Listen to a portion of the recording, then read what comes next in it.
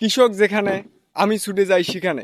কৃষকের সাথে আমার খুব একটা জীবনের মিল খুঁজে পাওয়া যায়। এখন আছি আমি একজন ভুট্টা চাষির কৃষকের সামনে। চাচা, কি অবস্থা? ভুট্টা আমার খুব সুন্দর হয়েছে। আল্লাহ রাম, ভুট্টার মদনা খুব সুন্দর দেখা যাচ্ছে।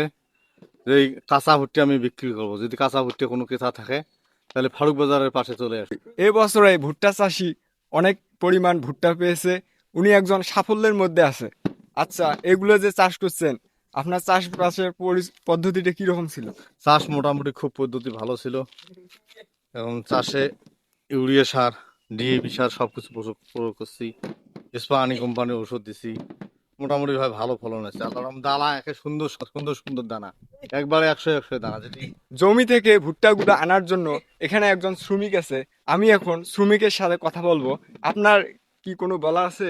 এখন কি বলবো, এখন ভুট্টা আনলাম, দেখলাম ফলন ভালো হয়েছে। এখন কৃষক যদি এটা টাকা ঠিক মতো মজুরি না পায়, তাহলে কৃষক এটা দিয়ে এখন কি করবে? তাতে কৃষক বাঁচলে আপনি বাঁচতে পারবেন। এখন কৃষক বাঁচলে জনগণ বাঁচবে, জনগণ বাঁচলে কামলা বাঁচবে, এগুলো না বাঁচলে তো দেশ বাঁচবে, দেশ না বাঁচলে তো এখন হ্যাঁ। কৃষকের সাথে এবং আমি শ্রমিকের সাথে কথা বলে অনেকটাই প্রফুল্লতা অর্জন করলাম।